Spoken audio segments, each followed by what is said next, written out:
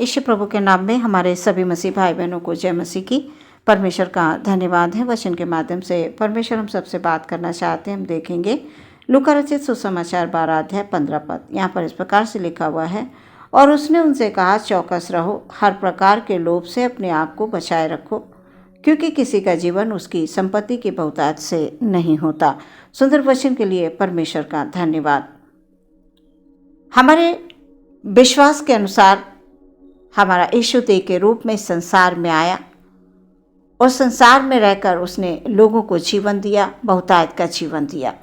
प्रियो, वो गांव-गांव, नगर-नगर जाकर प्रचार करते थे, तमाम दृष्टांतों के द्वारा लोगों से बात किया करते थे। और प्रियो, जो अद्भुत चिन्ह और चमत्कार होते थे यीशु प्रभु के द्वारा, लोग उनको देखकर चकित होते थे।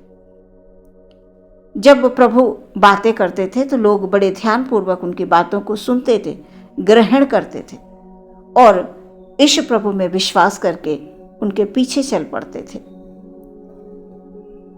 आज के वचन के द्वारा प्रभु हमसे ये बात कर रहे हैं कि चौकस रहो, यानी शैतान की तमाम युक्तियों से हमको बचाना चाहते हैं प्रभु। वो हमें संभालना चाहते हैं, क्योंकि आज संसार में शैतान बड़े जोरों शोरों से कार्य कर रहा है। वो कार्य इस प्रकार से कर पाता है कि वो मन में अभिलाषाओं को पैदा कर देता है, लोभ को डाल देता है, लालच को डाल देता है।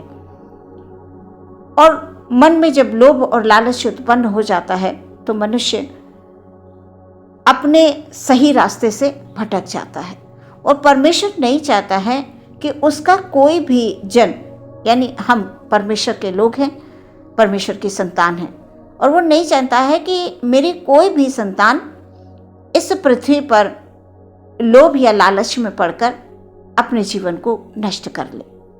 प्रियो, बहुत से लोग आज संसार में ऐसे हैं जो भटक रहे हैं, लोभ में पड़कर, लालच में पड़कर वो अपनी जिम्मेदारियों को भूल जा रहे हैं कि परमेश्वर के प्रति मेरी क्या जिम्मेदारी है, परमेश्वर मुझसे क्या चाहता है, वो सब भूल जा रहे हैं। तो परमेश्वर हमें अपने में बनाए रखना चाहता है, क्योंकि वो हमसे प्रेम करता है।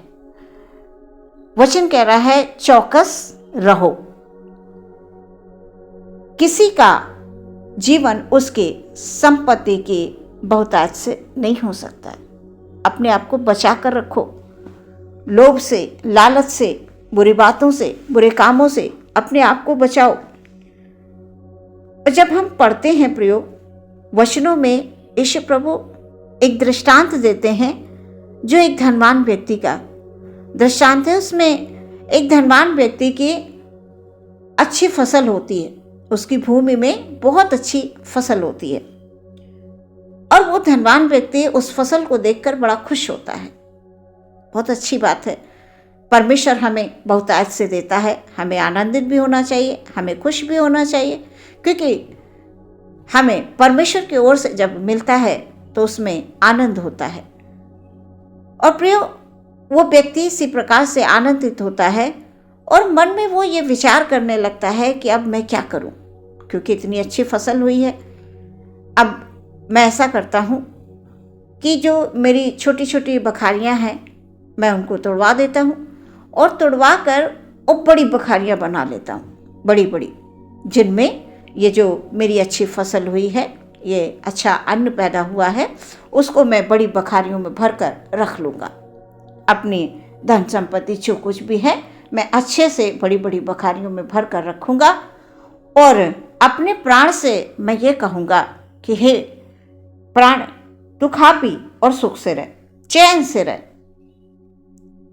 प्रियो, जब वो मन में ये विचार कर रहा था, जब वो ये बोल रहा था, तो परमेश्वर ने उसकी इस बात को सुना कि बड़ा खुश हो रहा है, बड़ा आनंदित हो रहा है, और मन में बड़े अच्छे अच्छे विचार भी ला रहा है कि मैं अपने प्राण से कहूँगा कि ये चैन से रहे, खाए पी और अच्छे से रहो। इस प्रकार से जब परमेश्वर उसकी इस बात को सुनते हैं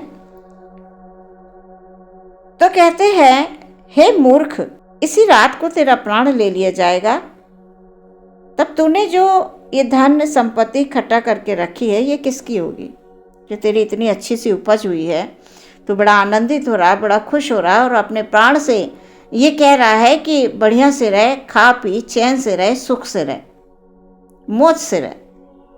अब तेरा प्राण ही जब नहीं रहेगा तो तेरी ये धन, तेरी ये संपत्ति, तेरी ये दौलत किस काम की है? क्या किसका होगा ये? प्रियो, परमेश्वर हमारे मुख की हर बात को सुनता है। हम क्या बोल रहे हैं, वो हमारे हर काम को देखता है। हम क्या कर रहे हैं, क्या विचार कर रहे हैं मन में, क्योंकि हमारा परमेश्वर मनों को जांचने वाला परमेश्वर है। इसलिए परमेश्वर चाहता है कि उसके लोग इस पृथ्वी पर रहकर किसी भी प्रकार के लोभ में ना पड़े। आज लोभ में पड़कर लोग बहुत गलत गलत रास्तों का चुनाव कर रहे हैं, जबकि परमेश्वर नहीं चाहता है कि उसके लोग गलत रास्ते पर चलें। जो कुछ भी परमेश्वर ने हमें दिया है प्रियो, हम उसमें संतुष्ट रहें, हम प्रार्थना करें, हम परमेश्वर में विश्वास रखें। हम लोगों की बातों पर क्यों विश्वास करते हैं? लोग आज कुछ बोलेंगे और वही लोग कल कुछ बोलेंगे। तो हमें सबसे पहले अपना पूरा भरोसा अपने परमेश्वर पर रखना चाहिए। परमेश्वर ने उससे कहा, उस धनवान व्यक्ति से, हे मूर्ख, तेरा प्राण ले लिया जाएगा तो ये सब बेकार है तेरे लिए। परमेश्वर हमसे बात करते हुए यही समझाना चाहते हैं कि हमें भी चौकस रहना है, सावधान रहना है और परमेश्वर में बने रहते हुए परमेश्वर की ओर से हमको बढ़ना है। परमेश्वर की ओर से जब प्रियो वो अपनी ओर से आपको धन, आपको जब संपत्ति देगा ना, तो उसमें आनंद होगा, उसमें खुशी होगी। उसको कैसे इस्तेमाल करना है परमेश्वर वो भी आपको बताएगा। बहुत से लोग प्रियो धन संपत्ति के कारण मतलब घमंड में भर जाते हैं। नहीं, घमंड नहीं करना है। परमेश्वर के लोगों को अहंकारी, घमंडी बिल्कुल नहीं होना चाहिए। परमेश्वर का स्वभाव नम्रता, दीनता का, एक दूसरे की सहायता करना, एक दूसरे की हेल्प करना, हमें यही करना है प्रियो। आज के वचन में परमेश्वर हमें यह समझाना चाहते हैं कि चौकस रहना है, किसी के भरमाने में नहीं आना है, किसी के लोभ में नहीं पड़ना है, क्योंकि किसी का जीवन उसकी संपत्ति की बहुतायत से नहीं होता है। जैसा कि इस धनवान व्यक्ति से परमेश्वर ने कहा, हे मूर्ख, जिसके लिए तू खुश हो रहा है कि मैं अपने प्राण से कहूंगा खा पी, और जब वो प्राण ही नहीं रहेगा तो क्या करेगा? इसलिए प्रियो, हम अपने आप को तमाम ऐसे विचारों से बचा के रखें जो हमें भटका देती हैं। परमेश्वर की संगति में रहें, अच्छे लोगों की संगति में रहें और अपने परिवार की, अपने जीवन की रक्षा करें। परमेश्वर में जब आप बने रहेंगे तो परमेश्वर हर तरफ से आपको संभालेगा। कई लोग अपनी जिम्मेदारियों को भूल जाते हैं और जिम्मेदारियों को भूलकर गलत रास्तों पर चल पड़ते हैं। नहीं, परमेश्वर ने आपको परिवार दिया है, आपकी जिम्मेदारी है उसकी देखभाल करना और सही ढंग से देखभाल करना। गलत तरीके से कमाया हुआ पैसा प्रियो गलत में ही खर्च होता है। इसलिए कभी भी किसी भी प्रकार की धन संपत्ति गलत तरीके से कभी ना कमाएं। परमेश्वर से प्रार्थना करें, परमेश्वर आपको एक सही रास्ता देंगे, अर्निंग का एक अच्छा जरिया देंगे आपको। आप उस कार्य को करके अपने घर, अपने परिवार के लिए ज़रूरतों को पूरा कर सकते हैं। आमीन। हम प्रार्थना करेंगे।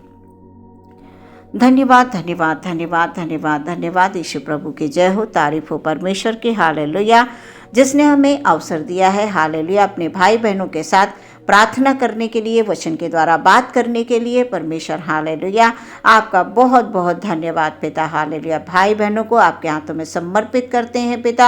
हालेलुया हालेलुया आज का वचन हमारे भाई बहन के जीवन में हालेलुया हालेलुया आनंद को लेकर आए प्रभु जी, समझ को लेकर आए परमेश्वर हालेलुया, बुद्धि को लेकर आए, ज्ञान को लेकर आए परमेश्वर हालेलुया, क्योंकि आत्मिक ज्ञान का होना बहुत आवश्यक है पिता। हालेलुया जब हमारे पास वचन के द्वारा आत्मिक ज्ञान होगा परमेश्वर, तो हम संसार की तमाम लालसाओं से, तमाम लोभ से, लालच से पिता हम अपने आप को बचा कर रख पाएंगे यीशु मसीह की सहायता से। हालेलुया प्रार्थना करते हैं पिता हमारे भाई बहन के यहाँ परमेश्वर किसी के यहाँ भी किसी बात की कोई घटी है तो पिता आप उसको पूरा करें प्रभु जी। हालेलुया हालेलुया यदि कोई किसी प्रकार से परेशान है, चिंतित है परमेश्वर अपने भविष्य को लेकर परमेश्वर, तो उनके भविष्य को संवारने वाले भी प्रभु आप हैं। हालेलुया बच्चे बड़े जवान सभी को परमेश्वर आपके हाथों में समर्पित करते हुए आपसे सबके लिए प्रभु आशीष मांग लेते हैं खुदावन। हालेलुया अपनी बहनों के लिए आशीष मांगते हैं, भाइयों के लिए आशीष मांगते हैं। हालेलुया उनके जीवन में आनंद और शांति आने के लिए परमेश्वर पिता आपसे हम प्रार्थना करते हैं। हालेलुया धन्यवाद यीशु, धन्यवाद यीशु, आदर महिमा आपको देते हैं। प्रार्थना यीशु मसीह के नाम से मांगते हैं, सुने ग्रहण करें पिता, आमीन।